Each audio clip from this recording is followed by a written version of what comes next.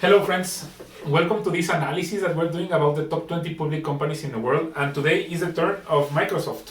So Microsoft is right now the most valuable company in the world, and its history is based on Mr. Bill Gates, which was like a very intelligent, smart gentleman since he was very young. In 1968, he was enrolled actually in private school led by Catholic mothers, and that's where they bought a terminal of a computer of General Electric, and that's where he started programming BASIC when he was a kid, very young. That's where he met Mr. Paul Allen and another gentleman, Rick William, and with another gentleman they formed the Lakeside Programmers Club to make money, but then they were banned because they were saturating the program, the terminal of the computer. So that's how his interest in computer started. However, he was very smart. He scored 1590 points out of 1600 at the Scholastic Aptitude tests, and then he was enrolled at Harvard in 1973, and there's where he met Steve Ballmer. And however, he was looking at the issue of Popular Electronics in 1975 in January, which demonstrated that the Altair 1800, and then he contacted that this Altair 1800 was more powerful, and that was based on the Intel 8080 CPU, and he contacted him to inform them that he had with others was working in a BASIC interpreter for this platform. In reality, he didn't have that platform, but when he was only trying to get the interest of the CEO of this company, and when he agreed to meet with them for the demonstration, he, over the course of the few weeks, he developed this emulator of Altair to run on a mini computer, and then the BASIC interpreter in a few weeks. So when he went into the demonstration was a success, and MIT's hired Allen and Gates to take, so he had to get absent from Harvard, and that's how he got dropped out the school in 1975. So Allen named the partnership Microsoft because it was a combination of microcomputer and software, and their office was in Albuquerque.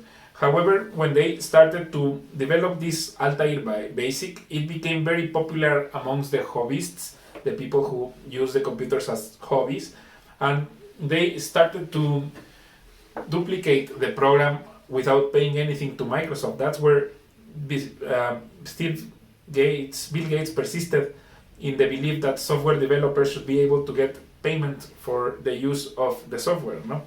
In 1976, Microsoft became independent of MITS, Microsoft Instrumentation and Telemetry Systems, and by 1979 the company moved to Albuquerque, where he says, Bill Gates, that he personally reviewed and rewrote every line of code that the company produced in the first 5 years.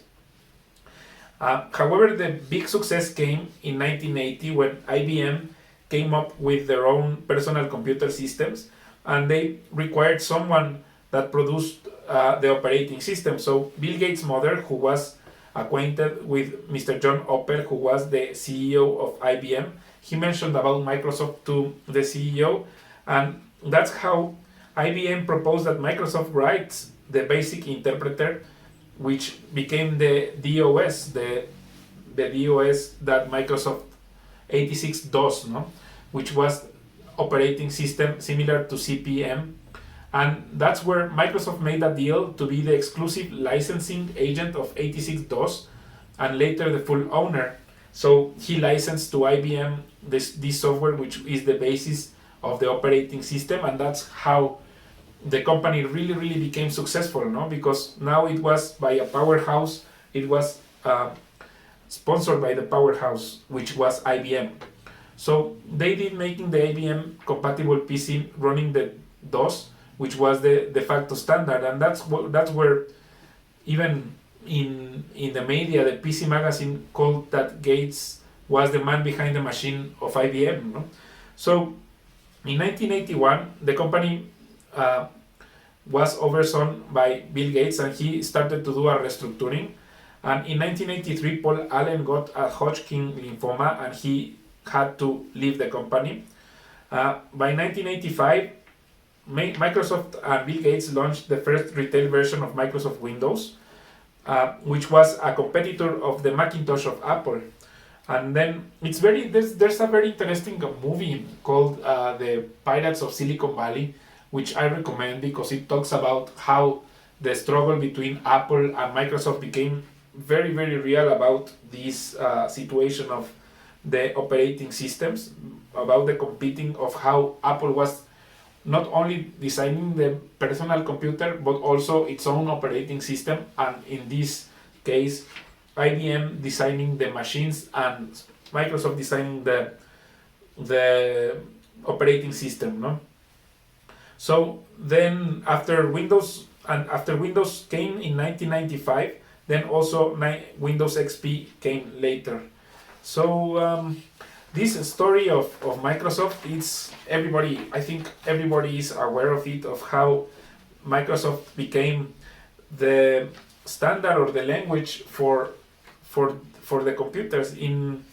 As I was telling you, by 1987, again, no, it was 1995 when Bill Gates started with the release of Windows NT, and also then they started this race for the World Wide Web access. So only companies like Netscape started this battle with Microsoft when Microsoft took out the Internet Explorer, no? So and also a very important product from Microsoft is when they decided to come up with Office, because Office was this software designed to help everyone with spreadsheets and also word processors. And then they also came up with this idea of PowerPoint, no? So also by 1997, Microsoft started acquiring Expedia, for instance, the online travel company, in 1996, and they also got involved in the gaming zone. So 1996 is when Microsoft launched MSN Gaming Zone, and by year 1998, Microsoft released Windows 98, which included the support for USB devices and also navigation buttons in the address bar in the Windows Explorer. And also now by 2000, Bill Gates handed the CEO position to Steve Ballmer, which was the old college friend that they met in Harvard. And by year 2000, also Microsoft released Windows ME, which was Millennium, no? For supporting digital media. And in 2001, Microsoft released Windows XP, which unified the mainstream and the NT lines of operating systems. And then the company released the Xbox later that year in 2001, where Microsoft became a titan of the video game console market, which was previously dominated by Sony and Nintendo. And then they started to acquire Ensemble Studios and also the .NET initiative. Then that's where they created the new API for Windows programming, including the new programming language C. And in 2002, the Department of Justice reached an agreement with Microsoft to settle the demand between United States and Microsoft Court, because Microsoft was accused for monopolizing the application programming interface. And in 2005, Microsoft launches Xbox 360, and in 2006 they started the Ad Center and the Zune series of digital media players, and also they expanded the previous hardware commitments from Microsoft following its original Microsoft mouse in 1983. And in 2007, they launched Windows Vista, And by 2007 they launched also Microsoft Office. So that's Microsoft Office. And in 2008 Bill Gates retires as the chief software architect and devotes more of his time to philanthropy.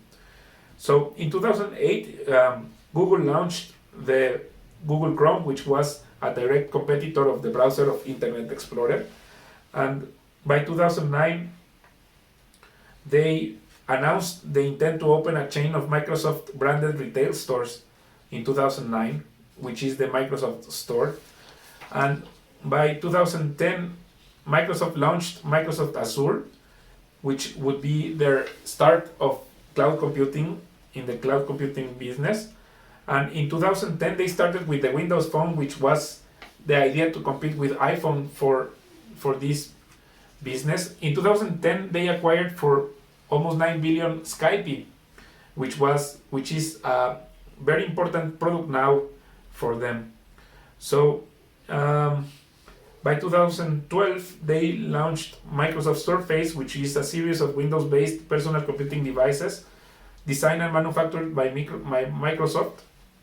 And in 2013 Microsoft acquired Nokia in the attempt to expand its presence in the mobile sector.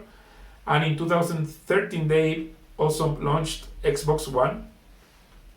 In 2014 this gentleman Satya Nadella became the chief executive officer of Microsoft.